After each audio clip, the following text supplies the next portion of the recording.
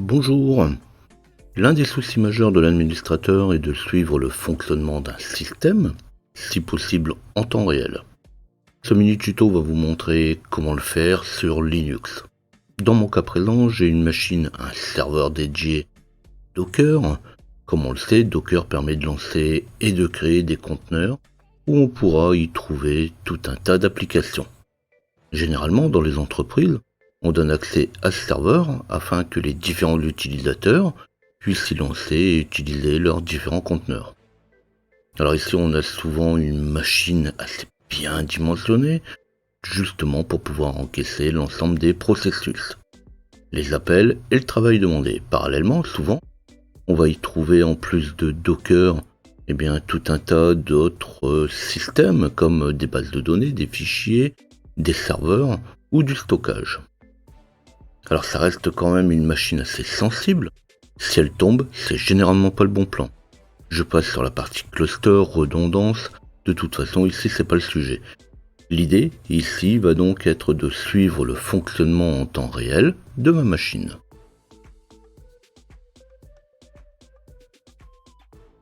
Alors bien sûr, il ne faut pas rêver, c'est en ligne de commande qu'on va le faire et on va même souvent le faire à distance. Pour changer, car il faut un petit peu varier les tutos, je vais le faire depuis Webmin.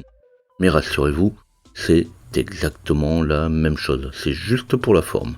Je vais utiliser le terminal de Webmin, donc dans un terminal, en SSH, ça serait exactement la même chose. Webmin, là aussi, je l'ai déjà présenté dans d'autres tutos. Donc je vais ouvrir mon navigateur web, et puis je vais m'y connecter. Je vais me connecter sur l'adresse IP du serveur, et sur le port 10 000. Donc là j'ai déjà enregistré les identifiants, donc ça va aller un petit peu plus vite. Ici la version que j'utilise est quand même assez récente. Ça pourra légèrement se différencier de la vôtre. Alors avec cette nouvelle version de Webmin, en fait je n'ai même plus besoin de faire la démo avec mes commandes, car j'ai directement les informations dans la page d'accueil de Webmin, en direct, justement. Mais je vais me rendre quand même dans un terminal, puisque l'idée est de montrer qu'est-ce que ça peut donner ces commandes dans un terminal. Donc je vais me rendre dans les outils, et là je vais choisir une connexion texte. Donc pareil, comme je l'ai déjà utilisé, j'ai déjà configuré mon terminal pour ouvrir directement une session root. Alors sur cette version, on voit que la console a quand même un petit peu changé de ce qu'on pouvait trouver avant. Je la trouve aussi quelque peu moins pratique et moins convivial. Mais bon, après ça reste quand même juste un terminal. Mais de toute façon, on est quand même bien dans une console standard. Alors la première commande qu'on va utiliser, c'est la commande top, TOP. Donc c'est une commande qui affiche les processus de Linux. Alors on a quand même une aide avec la commande man top qui fait quand même plus de 2000 lignes. Alors autant dire qu'elle peut retourner beaucoup d'informations. On la lance avec une simple commande top.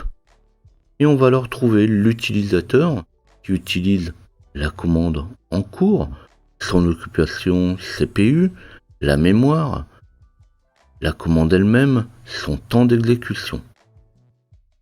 Alors comme je disais, on a beaucoup d'options. Par exemple, si je tape M dans la console, on pourra voir l'utilisation de la mémoire. Alors comme d'habitude, je vais vous laisser faire le tour et voir ce que donne top, justement en vous aidant de l'aide. Alors je vais pas insister trop sur cette commande, car je préfère en fait une autre commande qui me semble plus complète, ou en tout cas plus visuelle, même si on parle de terminal. Donc généralement, malheureusement, il va falloir installer le programme, mais vous allez voir, ça va très vite.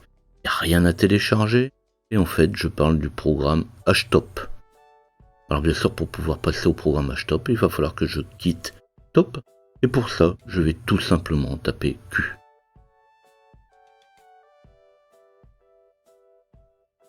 Alors je peux éventuellement essayer la commande htop, mais de toute façon, je devrais probablement l'installer. Alors pourquoi je peux effectivement l'installer? Parce qu'on va la retrouver sur certains systèmes installés automatiquement. Alors, même si elle n'y est pas, c'est quand même simple. Je vais juste faire un apt install htop ou yum ou yast ou dnf. Donc rien de très compliqué là-dedans. Donc je vais faire mon apt install htop. Alors j'ai même pas besoin de confirmer avec un yes. En plus il ne fait que 80 kg. Donc ça va très très vite, il n'y a pratiquement rien à faire. Alors je suis dans mon terminal de Webmin. Mais bon, il n'y a quand même pas photo, je préfère quand même un bon vieux terminal ou une connexion SSH classique. Donc là aussi, vous avez une aide avec le man htop. Alors l'aide, je vais pas y passer. Elle fait un peu moins que celle de top, elle fait quand même 400 lignes. On va y retrouver aussi quelques paramètres qui pourront être passés avec la commande. Alors on est bien sur des outils simples.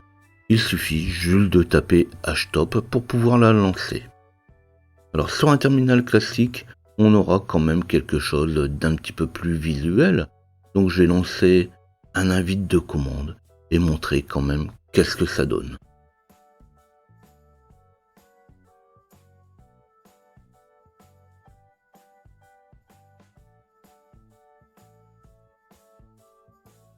Alors une fois que j'aurai lancé ma commande htop, on aura un détail des processeurs, de la mémoire et du swap. C'est ce que je disais tout à l'heure, c'est quand même un petit peu plus visuel.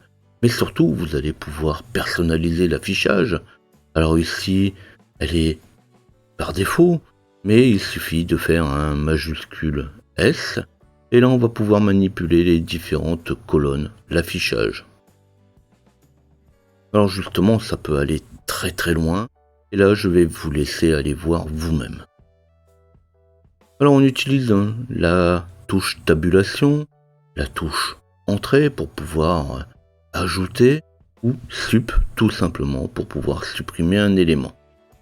Alors justement, je disais que installer il fait à peine 80 kg de téléchargement, installer il fera 200 kg, tout compris. Là on peut bien dire quand même qu'on en a pour nos octets. Après, il faut dire qu'il ne fait qu'exploiter ce qui existe déjà, ce qui est déjà intégré avec le système. Donc une fois que j'aurai rajouté les différentes colonnes, les différentes entrées que je veux voir affichées dans mon terminal, eh bien il suffira de faire échappe pour revenir à l'affichage. Et si on veut quitter htop, eh bien il suffira de faire comme pour la commande top, Q. Alors je vais pas aller plus loin, sinon ça va plus être un mini tuto. Je vous invite surtout à aller voir l'aide et aussi à aller voir les barres en bas de la fenêtre du programme. Alors pour aller un petit peu plus loin dans l'utilisation justement que je viens de montrer. Alors comme d'habitude, si la vidéo vous a plu, vous n'oubliez pas de liker. Laissez-moi un tip sur tipeee.com/ljpinfo. Abonnez-vous à la chaîne ou tapez ljpinfo dans votre navigateur si vous désirez retrouver mes vidéos. Posez vos questions, venez discuter de vos difficultés, laissez-moi vos avis, vos impressions, vos suggestions. À bientôt.